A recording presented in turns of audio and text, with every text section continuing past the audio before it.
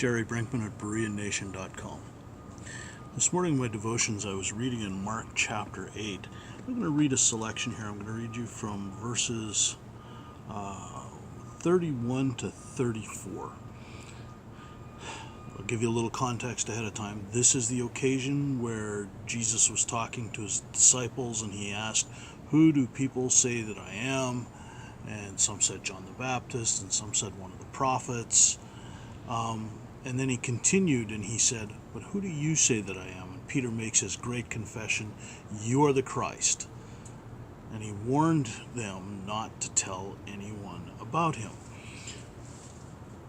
And then in verse 31 it says, "And he began to teach them that the Son of Man must suffer many things and be rejected by the elders and chief priests and scribes, and be killed, and after 3 days rise again." And he was stating the matter plainly. And Peter took him aside and began to rebuke him.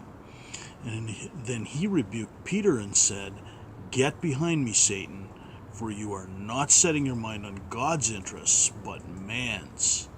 And he summoned the crowd with his disciples and said to them, "If anyone wishes to come after me, he must deny himself and take up his cross and follow me." Now, what did Peter do wrong here? It's a fair question, right? I mean, here's a guy, "No, this shouldn't be for you, Lord. You're the Lord. This is not what's going to happen." And "Get behind me, Satan." The words of Jesus. Well, it says here that he was setting his mind on the things of man, and in this case, I think it was his own self-interest,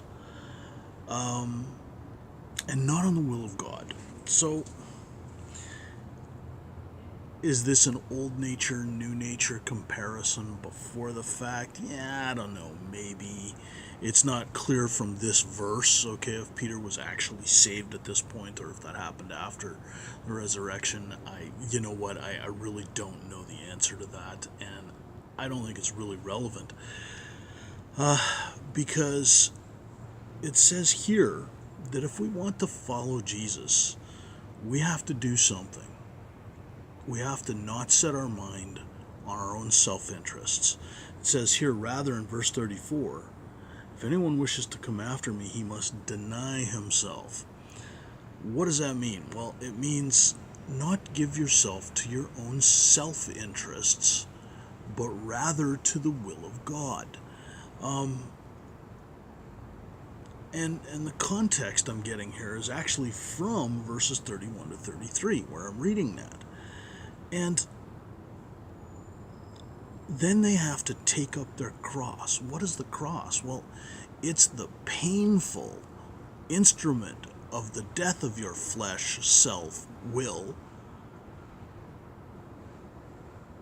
And then we need to follow Christ, who is doing, by the way, exactly the same thing. You want to follow Jesus, you're going to have to die to yourself. That's all there is to it. I'm Jerry Brinkman. This is Berean Nation. You study the scriptures daily to see if this stuff is so. God bless you.